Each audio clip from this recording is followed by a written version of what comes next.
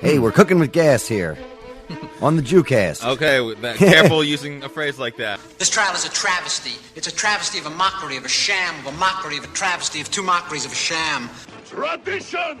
Oh, shut up, Carl! Shut your goddamn Jew mouth! You people are why there's war in the Middle East! Gekakken af een jam. Nebbig.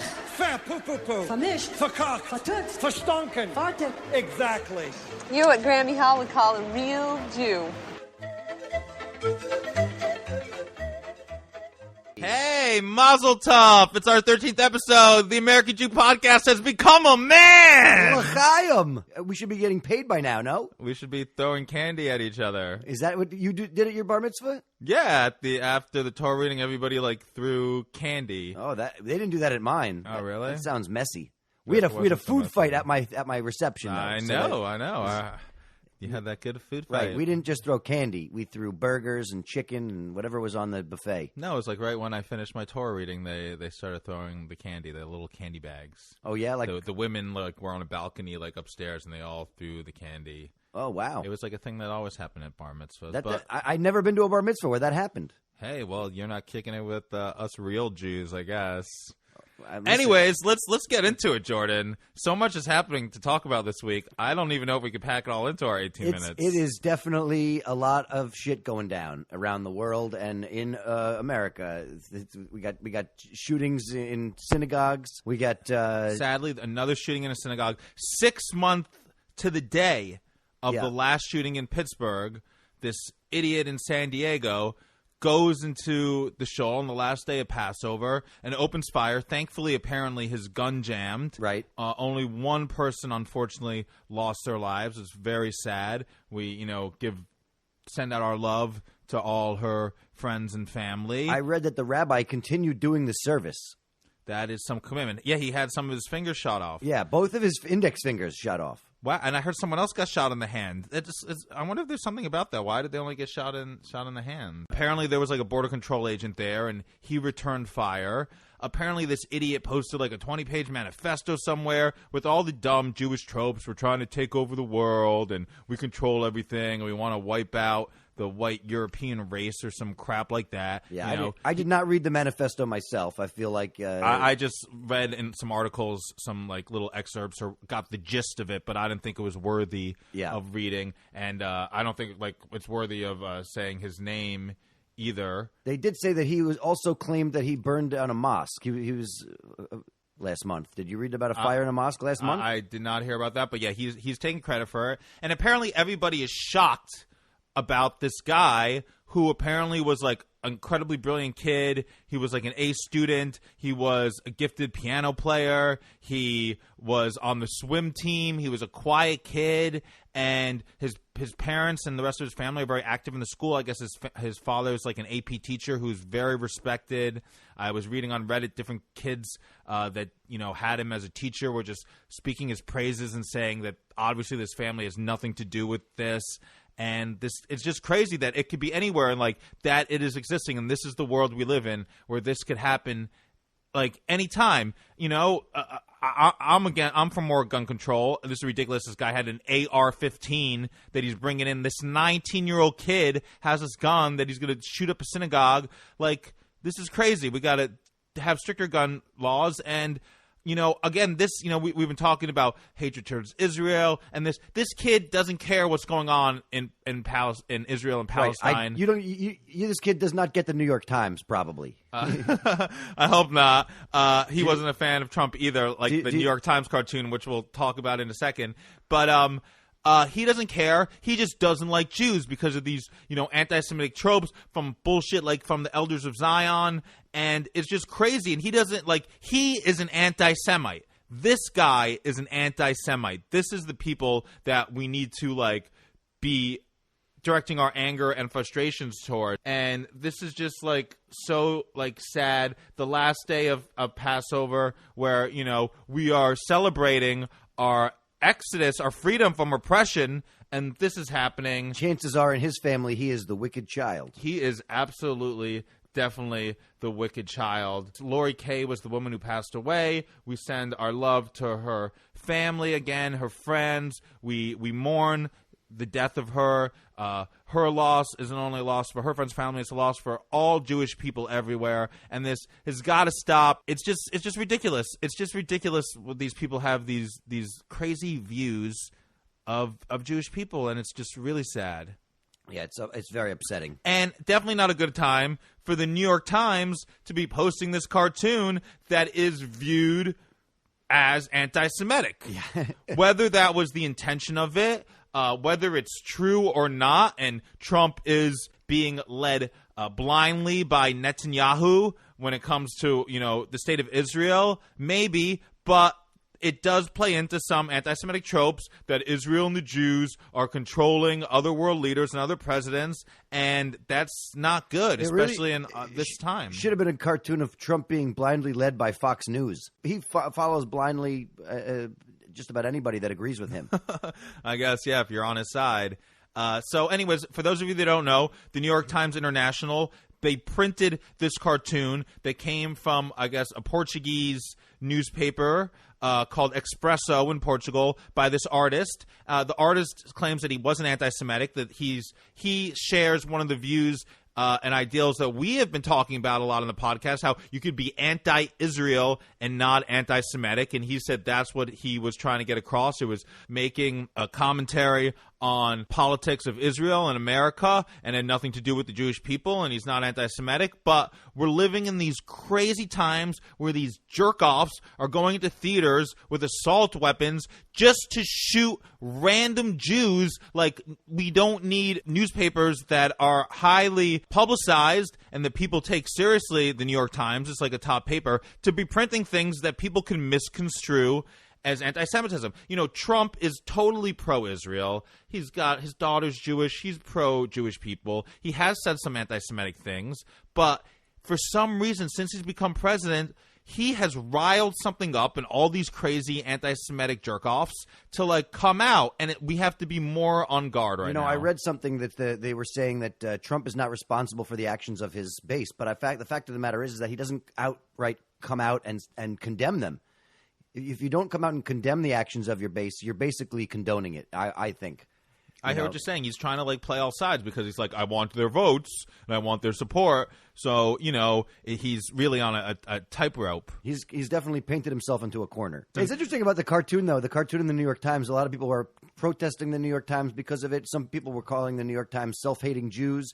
Alan Dershowitz his name always comes up in the news when something hits, and he said that the only good thing for the Jews that came out of this story is that it's proof that the Jews don't run the media. That is the silver lining. Yeah. Well, it's sad, they retracted it. The New York Times, they issued a bunch of apologies. It seems kind of weird that they let this thing slip. I hear what the Portuguese artist is saying, how he was just making, a remark about Israel's politics and it wasn't against the Jewish people. But we have to be on guard right now. There are a lot of idiots out there that can't read between the lines, and they just take it as anti-Semitism, and it riles them up, and it makes them want to act out, and it makes them feel like they're not alone, and it makes them think that all these tropes against Jewish people are true, and that that the Jews are trying to oppress everybody else and take over the world. And I don't know, I never got the memo about that. I must have accidentally unsubscribed to that mailing list. It was buried in one of those chain letters. Forward this to 10 people, otherwise. Is that what it is? Something like that. Yeah. I'm gonna have to start checking my spam folder. But I'm a Jew, and we can't have a spam folder because it's not kosher. There's no easy segue to get into this week's Torah portion from all of that. I mean, it's a lot. It's really sad. We've talked a lot about anti-Semitism on the podcast, but to have this shooting happen now, last day of Passover. It's just it's so heartbreaking to think that people have to live in fear of practicing their religion. So we ourselves aren't very religious people. We don't typically go to synagogue. But if I wanted to, I don't want to be there in fear that some fucking schmuck is going to run in with an assault weapon and try to take everybody out because he thinks he's make a statement or create a movement. Take your 20-page manifesto and shove it up your fucking ass. And now for this week's Torah portion. I guess that's as good a segue as any. Well, hey, in this week's Torah portion, we talk a little bit about sex and sodomy. Yes. Let's talk about sex, Shmuley. No, I don't. There's a lot of laws concerning nudity and nakedness, which I think refers to sex. The way they talk about it is sort of a roundabout way. They don't actually say sex. He says nakedness. Right, and I like how You shall not uncover nakedness. Ooh. You shall not be. How do you uncover nakedness? I'm gonna try that next time with the girl. I want to uncover your nakedness, girl. Yeah, it's all about the nakedness. It says that none of you men shall come near anyone of his own flesh to uncovered nakedness. I don't even know what that means. Yeah, me neither. don't Don't look at yourself in the mirror naked. Don't get naked with anyone in your family of your own flesh. Yeah, So your father's nakedness, the nakedness of your mother, you shall not uncover because she's your mother. You shall not uncover her nakedness. So don't rip your mother's clothes off. Yeah, this is very weird. Like, was this going on? Was this like, we better start telling people that they got to stop getting naked with their mother, their father, and their brothers and their sisters? But it's weird because it says also don't uncover the nakedness of your father's wife. As if, is that not your mother? I guess if your father maybe gets remarried or has a second wife, and don't get with her. Don't uncover the nakedness of your son's daughter or of your daughter's daughter. So don't fuck your grandchildren. Yeah, definitely don't do that. You definitely don't want to do that. Right. Don't uncover the nakedness of your father's sister. So don't fuck your aunt. Don't get with your aunt. Don't uncover the nakedness of your father's brother or his wife because she is your aunt. Okay, so yeah, not like definitely don't get with your uncle. You know.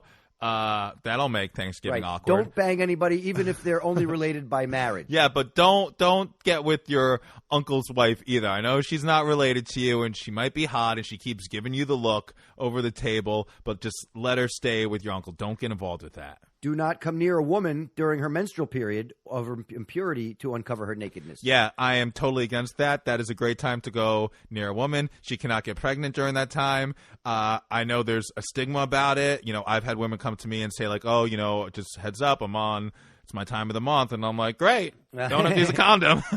Right, listen, I'll always say, you know, I will bathe in the Red River, but I have not drank from it. I have not earned my Red Wings, as they say. Let's see, what else? Do not have carnal relations with your neighbor's wife. Don't fuck the neighbor's wife. That's in the 10 Commandments, right? I guess, yeah. Yeah, don't fuck your neighbor's wife. You know, don't shit where you eat, guys. Yeah. Do not lie with a male as one lies with a woman. It is an abhorrence. Don't be gay. That's what it says. Yeah, boo. I got to boo that one. Yeah. I mean, abhorrence? Come on. Right. That's not right. Let's see. Don't have carnal relations with any beast. So don't. Jesus, straight from homosexuality to beasts? Can we get something in between there? Can we get like an elf in between? Or? And it says also, likewise for a woman, she shall not lend herself to a beast to mate with it. You hear that? If you're at a donkey show in Mexico, the Bible is against you. This is like the area of the portion of the Torah that like a lot of people should be upset about, you know? Because there are what's going to happen this week? Because there are a lot of synagogues that have like gay, you know, cantors or gay rabbis. Are they going to read this part of the Torah? Or are they going to take that part out and not read it this week? I think the more serious you get into any religion, the more orthodox you are of any religion, the more adherence to the scripture people have. I think I was raised very reform. I think my temple does gay weddings. Okay. So you think they'll omit this part of the Torah portion this week? I don't know. I mean, it does say don't lie with them. So maybe that just means, you know, you have to sleep in separate beds. It's very hit it and quit it, motherfuckers. You know, it's like from the 1950s. You got to bang and then get out of town. Do not spend the night. That's basically what the Bible's saying. Next time your girl is like, hey, you're not going to spend the night, be like, sorry. Bible says I can't lie with you. Got to go home. Does it say woman against woman stuff? It doesn't say a lot about women. You know, I think the just women, like they can't do animals, but it's okay if they do another woman. Right. I think the women are not allowed to do anything unless they're, you know, it's like don't fuck a beast. That's the only thing they can't do. The women could get anybody. Do not marry a woman as a rival to her sister and uncover her nakedness in the other's lifetime. That sounds like really fucking deep. So, yeah, I'm a little confused by that one. So, don't sleep with a woman because you want to make her sister jealous and then tell her sister about it? Do not marry a woman as a to spite her sister. But hey, why not? That's a good way to get back at somebody. Don't marry anybody out of spite, actually. If you're going to get married, the spite will come eventually. I Yeah, guess. right? Yeah, you'll figure out something to have spite about. In the Jewish religion, we do things out of guilt, not out of spite. Yes, marry because you got guilted into it. Does it say anything about pedophilia? It doesn't say anything about pedophilia. What the fuck? Gay guys and bestiality, but nothing about pedophilia? That's why the Bible's so whack. Well, I mean, you have to remember, like, when the Bible was written, people were marrying at fucking 13. Oh, I guess you're right. Everybody So, was a pedophile. Exactly. Was it? How are you not a pedophile? That was the norm. Well, you know what? I hope that in gay synagogues, they do omit that part. I think every synagogue should start omitting that part when, they read the cantor should be like, I'm going to skip this line because it's not horrible thing to be with a gay person. I'm sorry. Like, it's happened out throughout history. Thankfully, we're at a time right now where, we are more open to people of all sexual orientations, and I think that's the way it should be. And it's just been crazy. Hatred towards Jews, hatred towards African Americans, and now hatred towards Mexicans, hatred towards gays. It's just hatred crazy. towards nakedness. I mean, I have to say, there's got to be a congregation at a nudist colony somewhere where they uncover each other's nakedness on a daily basis. It must be hard for them to pray. As part of their lifestyle. But now I know why they never cast any Jews on Naked and Afraid.